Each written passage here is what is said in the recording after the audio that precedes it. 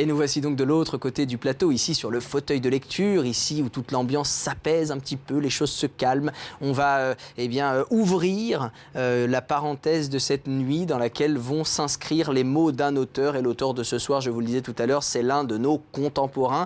Et non seulement c'est l'un de nos contemporains, mais c'est un tout jeune auteur. Il a une petite trentaine d'années, il est né en 1980, c'est vous dire. C'est un Parisien, mais qui équilibre sa vie, j'ai envie de dire, entre Paris et Caen. Oui, puisqu'il est enseignant de littérature à l'université de Basse-Normandie à Caen. Voilà, cet enseignant de littérature signe là, avec le roman que j'ai entre les mains, eh bien, son tout premier roman. Ce premier roman est paru chez l'Harmattan, je vous le disais tout à l'heure, évidemment dans la collection Écriture.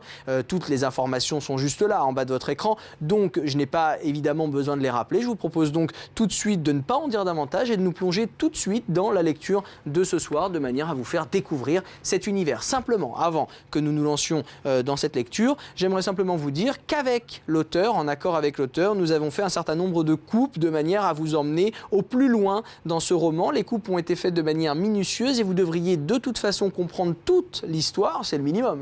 Je vous lis un roman, autant que vous compreniez ce qui se passe. On va donc balayer toute l'histoire de ce formidable roman en occultant certaines parties qui peuvent paraître un petit peu superflues et qui auraient empêché, puisqu'on est dans une émission de télé et qu'on est dans le carcan, dans le cadre temporel de cette émission, elles auraient empêché qu'on aille au bout de cette formidable intrigue. Donc, on va marquer quelques coupes. Ne soyez donc pas surpris si vous me voyez sauter quelques pages ou si à un moment donné je m'interromps pour passer au chapitre, 6 peut-être, alors qu'on était au chapitre 3.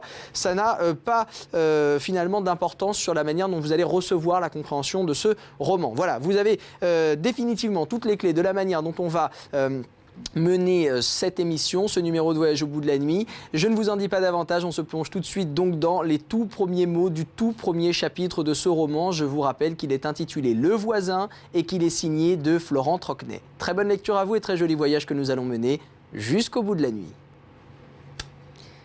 Étienne Dalleray arrive un dimanche soir d'août.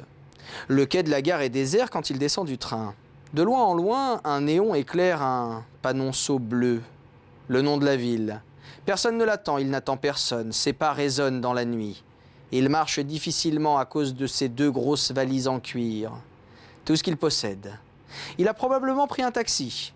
On perd sa trace. On le retrouve quelques heures plus tard sur le gistre d'un hôtel borgne de la vieille ville.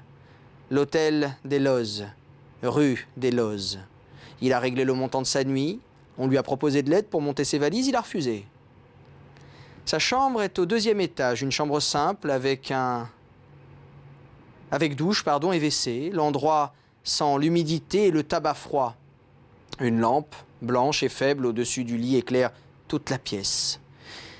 Il doit faire ce soir-là une chaleur à crever. De violents orages dévastent la région. Un transformateur EDF sera frappé par la foudre, plongeant une partie de la ville dans l'obscurité totale pendant 4 heures. Laisse-t-il sa fenêtre ouverte pour entendre tomber la pluie? Les rues se transforment en torrents. Le temps est tropical depuis le début de l'été. Toute la journée monte une chaleur humide, lourde. Le mercure atteint facilement les 39 degrés, sous abri, au cœur de l'après-midi. De gros nuages s'accumulent dans le ciel. Les orages éclatent tard dans la soirée ou au milieu de la nuit. De mémoire d'homme, on n'a jamais vu un été pareil dans la ville. Étienne Dalleray est dans l'obscurité nauséabonde de sa chambre d'hôtel, sans avenir, seul. Au pied de son lit, toutes ses affaires, dans une valise, quelques chemises, des sous-vêtements, un vieux chandail, de grosses mailles bleues marines et 2 costumes, un noir et un gris. Au collège, il alternait, un jour l'un, un jour l'autre. Il portait ses chemises blanches toujours impeccables, le col ouvert au 2e bouton. Cette touche de débraillé dans sa tenue a frappé beaucoup de ses collègues et peut-être aussi ses élèves. Dans l'autre valise, des livres et des dossiers de cours, tous rédigés à la main, d'une écriture incroyablement régulière.